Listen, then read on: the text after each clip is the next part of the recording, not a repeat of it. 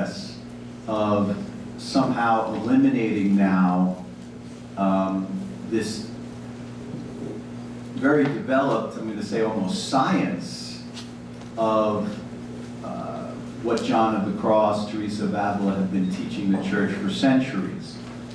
I think that's the wrong approach for sure.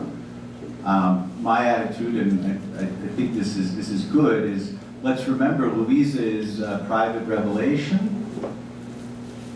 Okay, we're not going to rewrite the history of the church here. And remember, it's the divine will that leads the church into this understanding of the purgative, the illuminative, the unitive ways. These categories are true. This is the truth.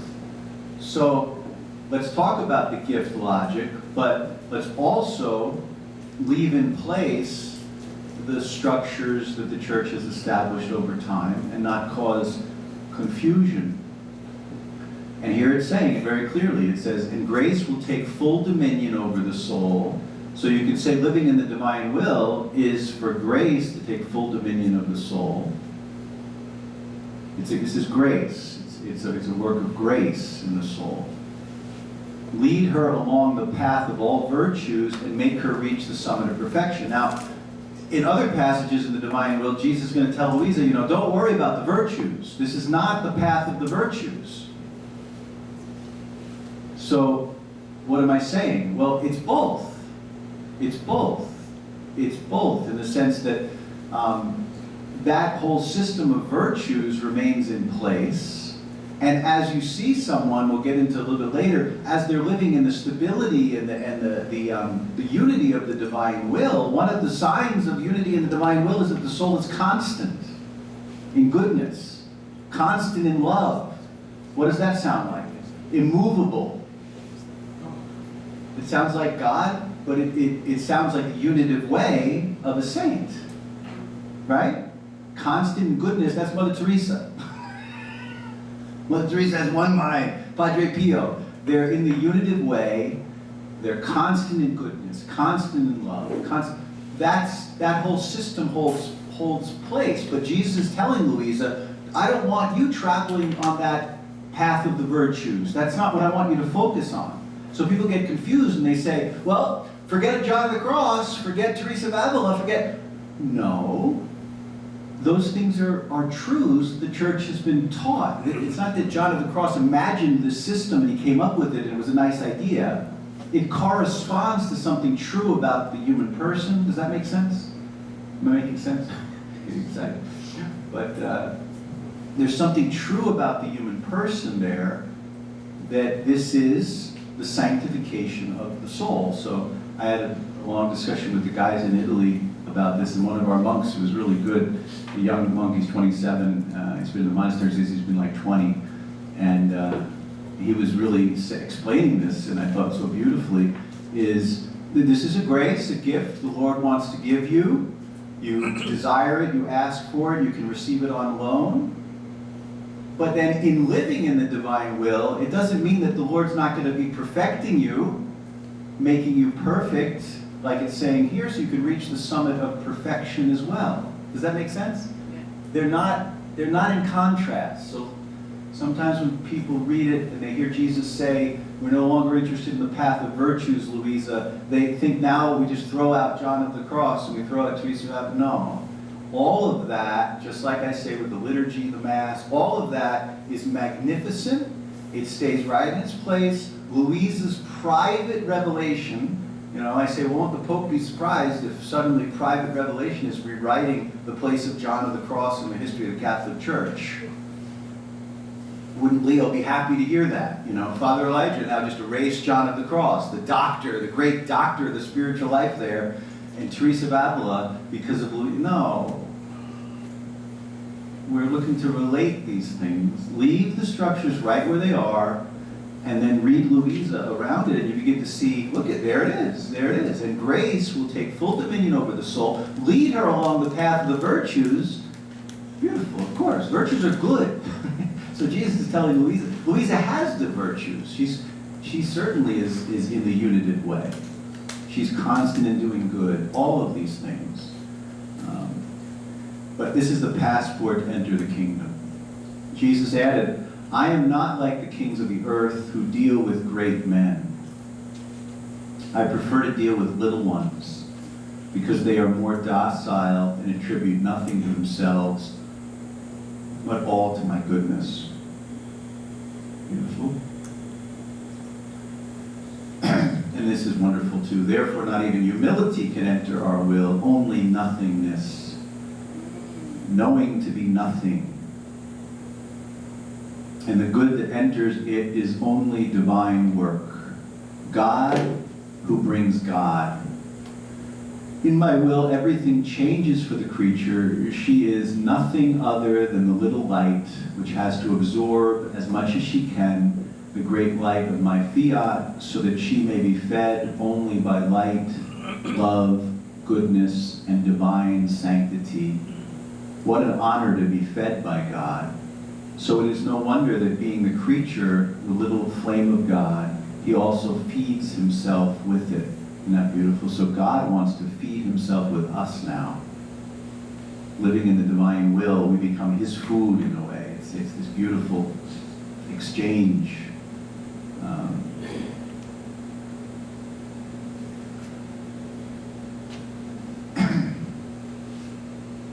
I don't know if I want to get into this now, but I had a really interesting discussion with Albert, Father Albert Berto. And some of these things, as you begin to talk about God, he was asking great questions, which I'd be interested if anyone has answers to those. But no, they're great questions. When we talk about like reading the Passion and the suffering of God, Albert's saying, well, how technically does God suffer? We got to be super duper careful, right? Because technically speaking, God is, infinitely blissful. When I say, when people say, well, how does God suffer? The first thing I say is, well, we have to always protect, defend that God is not in any possible way, shape, or form dependent on his creation.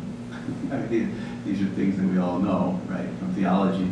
God is not dependent on the creation in any way, shape, or form. So when we talk about the suffering of God, we can't link him to the creation in that way, that he's up and down based on us or something. Having said that, I think we're in a very profound mystery. I said this would be a great question to bring up with everybody here.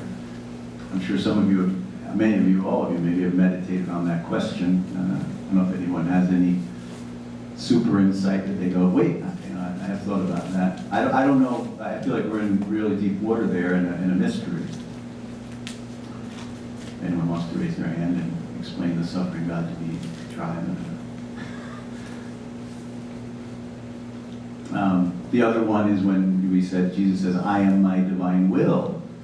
You have to also be careful even if Jesus says phrases like that. And I don't have that exactly in the text in front of me, so I'm not sure I'm quoting him exactly, but that phrase is also challenging because we certainly don't want to violate the personhood of Jesus or eliminate that. That's sacred, that's immovable, the personhood of Jesus. And yet, I think one way of understanding that is that God is one substance, right? And that substance is equal, is the same, in the Father, the Son, and the Holy Spirit, but it's also his will. The divine will is the single act of God. So in that sense, I think that's how you understand those things. But when you start to talk about the Trinity, in preparing for the conference too, I was reading more metaphysics than I've read in a long time, and your brain starts to go crazy. But one thing is good is Thomistic metaphysics stays in its place. Just leave Thomas alone, and work around him. So that's what we have. That's the work to do. The work is leave Thomas alone, leave metaphysics alone, leave all that alone, leave the three ways of Teresa of Avila and John of the Cross alone, leave the liturgy alone, leave all the beautiful doctrine of the church alone that's been developed over the centuries, and then read Louisa And a principle of interpretation is obvious, is if your interpretation of the writings of Louisa in any way, shape, or form conflicts with the established doctrine of the church certainly on teachings of faith and morals, but even, I think, with these developed traditions like the three ways of John the Crosser, just leave them there and work around them and reconcile your thought with that thought, not the other way around. Don't change what the church is doing. Because when you move one of these pillars, be careful, because that pillar, as you all know, is connected to 13 other pillars, and you may have just, so I probably in this conference already said about 30 heresies, right? Technically speaking, because as you start to speak about the Trinity, it's very difficult. It's very difficult to talk about the Trinity because you can't even say that God. Anyway, okay, I don't want to get into metaphysics, but so. Okay, and then this is about nothingness. So therefore not even humility can enter into our will, only nothingness, knowing to be nothing. And again, what Desmond was saying, I think was so important, is no, this is not the annihilation of the human person's humanity, destruction of our humanity. That's heretical at the highest degree. It's the opposite. It's the exaltation of the person, as you said well, is really the deification of the soul. Interestingly, in the East, they have a very, very developed tradition of theosis, the Eastern Orthodox theosis. This is going back to made in the image and likeness of God, the dignity of the person at its greatest. And so Jesus will say that the little soul is little but great.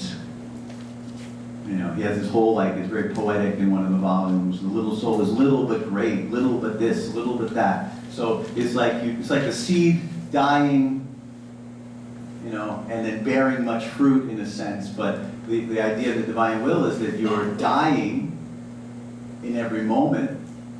You're crucified in every moment. It's a perpetual crucifixion, a perpetual being reborn.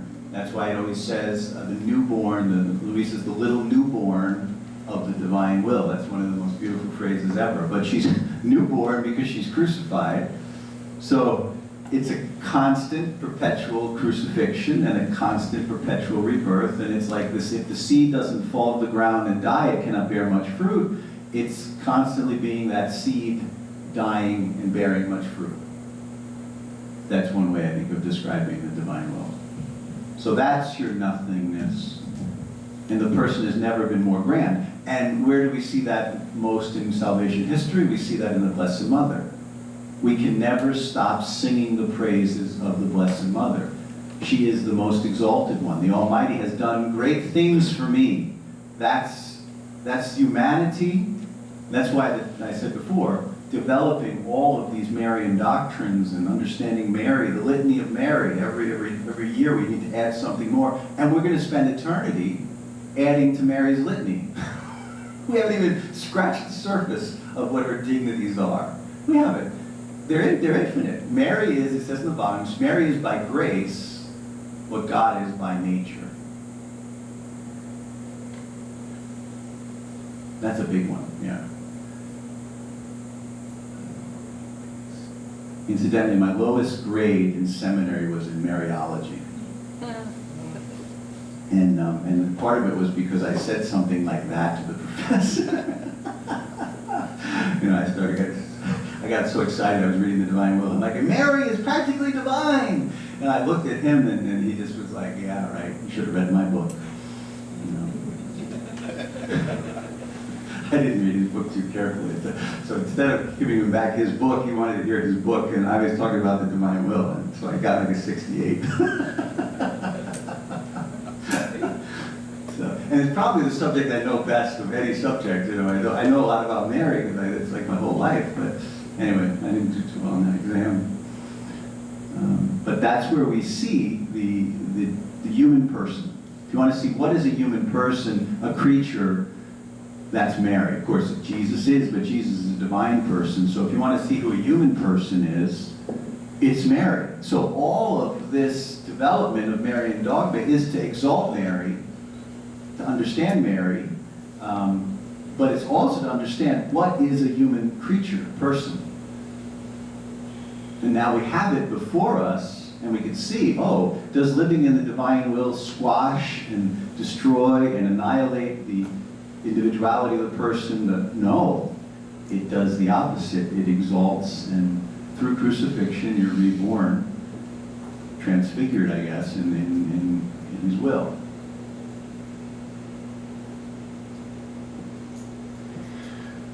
This is another beautiful one in littleness. I was so small that I seemed to become an atom. And this atom now found itself in the divine mind and flowed with the minds of men. And then it flowed in the Word and in the divine motion. This is very Trinitarian. And then it flowed with the words and in the movements of souls. And it was like this in everything.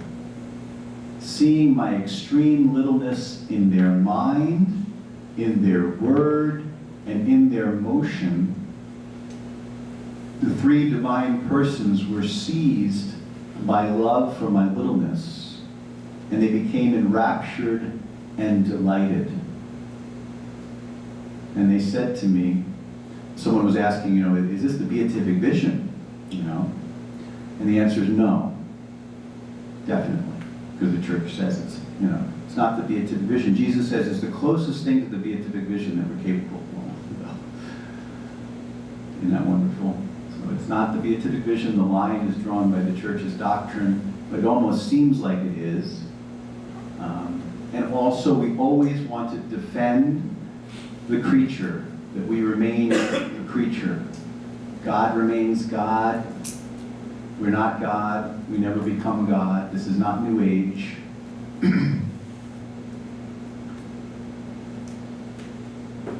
But as long as we keep those categories straight, we're okay. We can talk about this.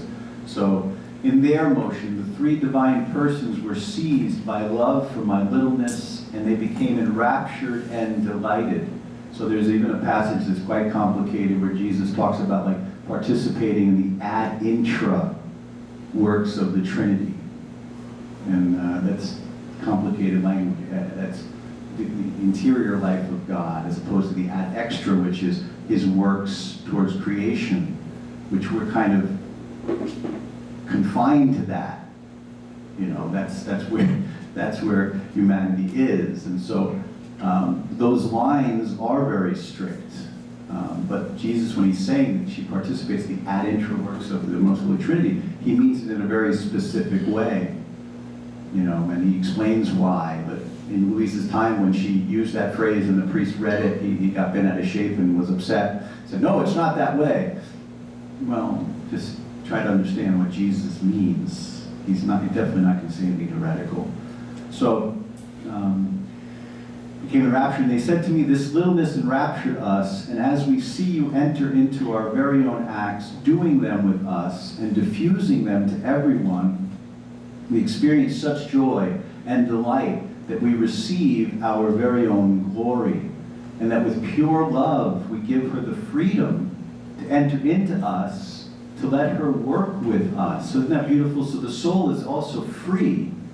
You're crucified, and you're also free, though. He wants us to just enjoy the kingdom, Like, how do you pray in the divine will? Kind of any way you want. There's all sorts of things that you could do. You want to pray for your genealogy, your family, to go back.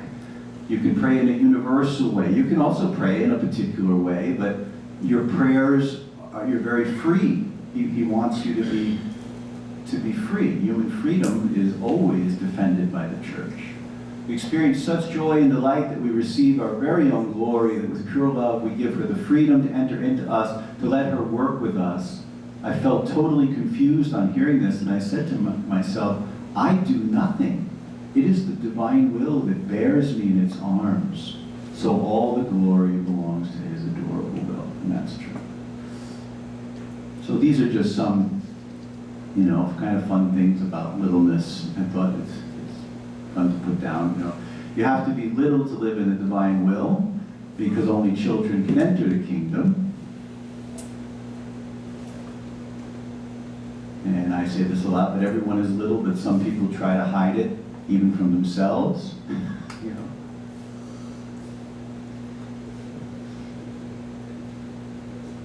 You know, it's funny, because actually when you get big, you really begin to believe it, you know. When I was studying music in my early 20s, I was becoming a composer. You know, and I present myself, you know, as a composer. It was all fake. And people do that with the priesthood. They do that with the priesthood. I've become a priest now. You know. I'm very glad nobody here is that way. I just want to be, you know, too many. Everybody here is very little and simple in that way. But probably because you got to this retreat, you know, but sometimes you see that in the priesthood, right? Posturing, you know, it's father, you know, father. And everybody's terrified of father. That's really a nice father, you know. Have you ever seen that in your priest that people are all terrified of because he's so holy and he's so good and he's so, you know, father needs to be also present, you know, and approachable. And so everyone is little, but some people try to hide it even from themselves. Jesus, Mary, and Joseph are, were, and always will be little. You know, I was thinking at the communion today, I was holding a host in my hand, and I said, oh, I didn't say that the Eucharist is little. Jesus in the Eucharist, what's littler than Jesus in the Eucharist? Jesus in the tabernacle, what's littler than Jesus in the tabernacle? I mean, that's the extreme littleness. It's unbelievable littleness. You know, whenever I preach, I always, not whenever, but I often think when I preach, Jesus, why don't you just preach? You want me to preach? Just come out and preach. You know, you're right there, preach. You know, but he doesn't do it, you know, because he's little. He's so little. He says, no, you do it, Elijah. You're going to mess up a lot, but I like what you're doing. Keep going, you know. He wants us to teach about the divine will now. You know, so here I am in front of you guys trying to explain these things, you know. And hopefully you'll do the same thing with your parishioners and maybe with other people. Jesus prefers to choose little ones, and that's all throughout salvation history. All the saints are little. Big people never get it, and littleness confuses them. Big people get confused by littleness. And Jesus says that, there's passages where he says, if they read these writings and they want to split hairs, they're never going to get it. So some people pick up these writings to debunk them, and good luck, because it's a grace that you're going to be able to even understand them at all. It's just grace. Pharisees were big people. They're not wonderful role models. Devotion to the child Jesus, the child Mary, is not just a cute idea. I said that. It's extremely profound, and it's pointing out the way for us. So I have the child Mary here. To some people, that's a cute devotion. To me, it's like a teaching. It's an incredible teaching. It's like she's still queen. She's still so full of her dignity, but she's little and simple. And of course, right, God is infinitely simple, and so as a person gets holier, he becomes simpler and simpler and simpler and simpler, not more complicated. You get more complicated a lot of times in seminary, you know. I remember being in fundamental theology, and there was a monk from Brazil, and there was a Trappist monk in the same class. And we were doing all these fundamental theology, metaphysical things, and we were each trying to outdo each other in our intelligent comments, you know. Never happened in any of your classes.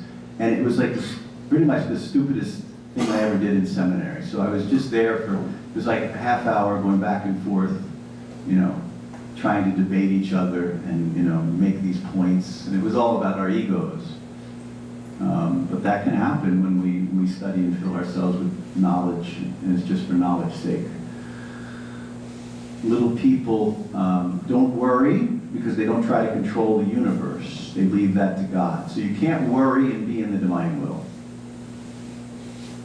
There's no worrying in it. It's all peace. Little people are peaceful because they rest like babies on their mother's breast. Little people rely on the Blessed Mother for everything because they know they can't do anything without her. So I think that Marian devotion is necessary for the little child. You know, you need your mother. You would never think of doing anything without her. Little people, they don't make their own decisions in a sense. You know, the little people can't plan everything and know everything. It's okay to plan, but if you're really little, you're also in every moment welcoming what God wants to do. You know, Mother Angelica used to do the live shows on her TV. She would do them with my spiritual director sometime, and my spiritual director asked her before she went out there in front of like millions of people, Mother Angelica, what are we going to talk about today? And you know what she said? Oh, honey, we'll find out when we get there. You know, I said, really? Okay, Mother. You know, we'll find out when we get there. Little people are obedient to the church because they know it speaks for Jesus, right? So when you're proud, you begin to question that, but little people know, hey, it's Jesus, you know, and if the bishop's talking to me, it's in the name of Jesus. You know, just as we know, St. Paul, he's persecuting the church, and Jesus says, why are you persecuting me?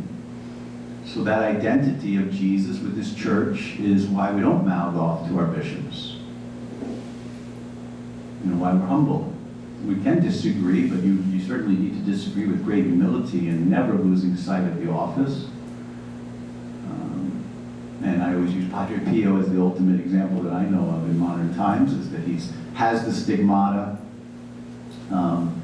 He's falsely accused by the church of, you know, whatever he was accused of, forbidden from hearing confession, forbidden from celebrating Mass publicly. I visited the chapel where he celebrated Mass privately and prayed there.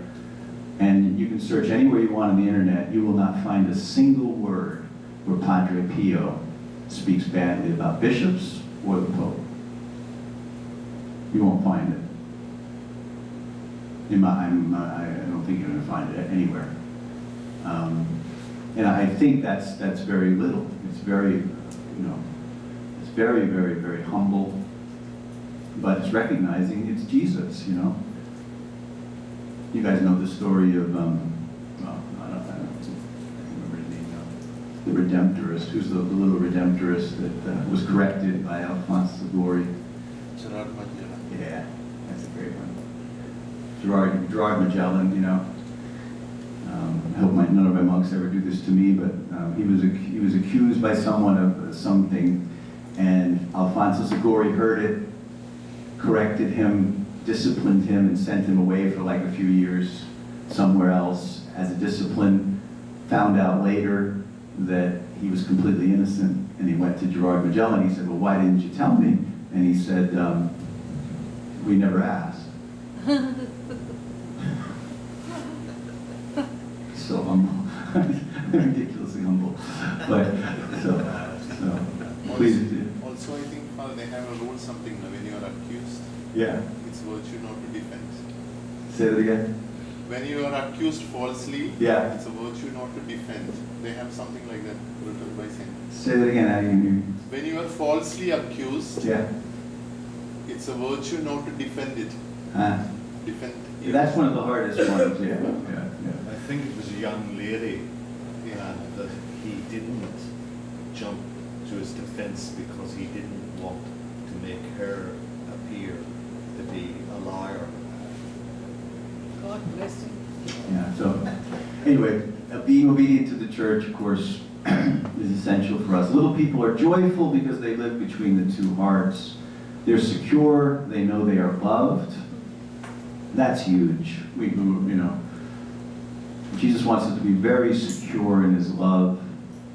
Little people will like these rabbits. So, you know what, that didn't make any sense because I had a picture with rabbits. The rabbits are covered over, but